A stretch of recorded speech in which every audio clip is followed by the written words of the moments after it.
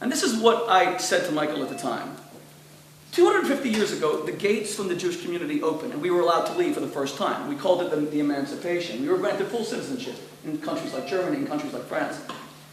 90% of the Jewish community left. And ever since then, we've been trying to get them back. And what we've done is we've said, look, all of you students who are going to parties and discos and movies on Friday nights on campus, come to Hillel, come to Chabad. We have great speakers now. We have great food. It's no longer stale biscuits and bad Manischewitz wine. Now we have single malt whiskeys. We have world-renowned orators. The choice is a more compelling choice. But as long as it's still a choice, we're going to lose. Because everyone is going to choose to be mainstream. I saw this at Oxford with all of our students who were Rhodes Scholars, Truman Scholars. The Jewish community was too small a playground for them. And now with Birthright, as I said, the most successful Jewish educational program that has inspired almost 200,000 people, we send them to Israel for 10 days and they come back. But what are they coming back to? The same mainstream environment that doesn't feel Jewish, sound Jewish. What if we were to take Jewish values and make it part of the mainstream culture in the United States? It's beginning to happen. The #1 parenting book in America is a book written by a Reformed Jewish woman based on the Talmud called Blessings of the Skin Naked. Matisyahu's music, which is beginning to make an impact, and he's just one. Who knows how many will follow? The spread of Kabbalah. Non-Jews are beginning to study our tradition. This gives us the opportunity to remove the choice. You shouldn't have to choose between a Jewish way of life and a mainstream way of life. We should bring Jewish values to the mainstream culture. We have failed at this utterly.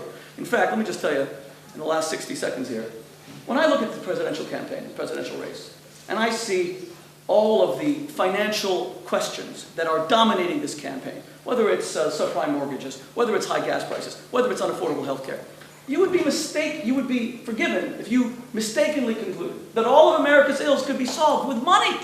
And yet, even the 4 candidates who are running for national office each have catastrophic family histories. Barack Obama was abandoned by his father. He wrote about it very movingly in Dreams of My Father.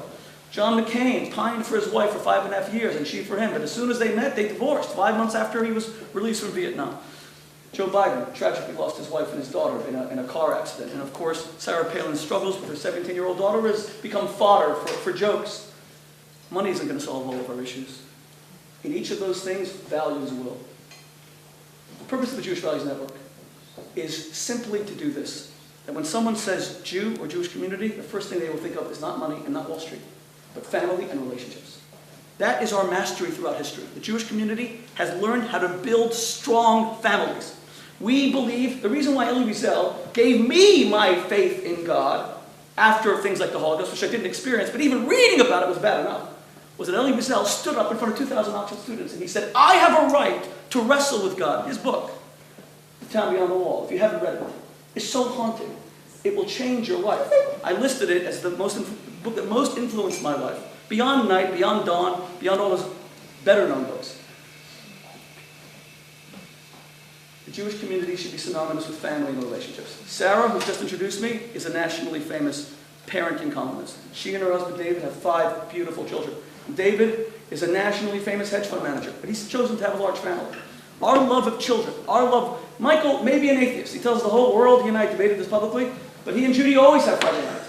Why shouldn't American children have a Friday night dinner? That's all. Why shouldn't American kids have one night a week where they get to have their parents' undivided attention without TV, without radio, without telephones? So my friends, I hope you'll join us on this quest. We're trying to just simply bring Jewish values to the mainstream media. When you saw the New York Times business section 3 days ago, the day after Rosh Hashanah, and there were Wall Street traders who were going out of their synagogue to check their BlackBerries, that wouldn't happen outside St. Paul's Cathedral. That wasn't going to happen outside St. Patrick's. Let our community's focus go back to the family. Our mission is simply this. Let us have the American divorce rate within 10 years. Number 2, let us create this Friday night dinner so all kids can reconnect with their children. Number 3, let us make religion softer and gentler. I don't want to hear about gay marriage anymore. I don't want to hear about abortion anymore. I want to hear about families. I want to hear something positive. So without further ado, the man who has done this more than any other, which is why he has been my hero for my adult life, and I have had the great honor and privilege of calling him friend, and Professor Wiesel, I especially thank you for agreeing to come here just before your 80th birthday during the High Holy Days to address all of us on such an important topic of forgiveness, the subject that he discussed for a Mormon audience when we took him to Utah about 2 years ago. Ladies and gentlemen, Professor Elie Wiesel.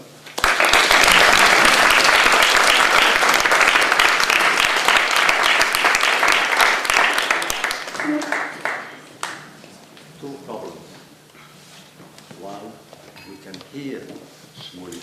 I'm afraid you won't be able to hear me. My voice is very low, and I don't like shouting. All my life, I whisper. I believe in what is not said, what is said calmly, quietly. It's almost like a melody that I try to compose, that I teach. I'm a teacher, small classes, but I will try. If I'll be voiceless afterwards, it may be your fault and you will ask for forgiveness. I was wondering why Shmuley asked me to speak on that subject. I already spoke about it in Utah, and I don't like to repeat lectures, so I will try to speak about it differently. Why forgiveness? Because maybe for us Jews, it is the topic, because next week is Yom Kippur, the Day of Atonement. And actually we call it in plural, Yom Kippurim. Why is it Yom Kippurim, the Day of Atonements, the Day of Forgivings? And I will give you the answer now. My feeling is, on that day, sometimes it is a double process.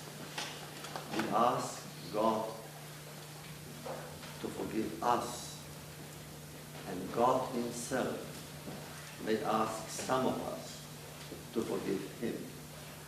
And here comes a Hasidic story, a marvelous Hasidic story.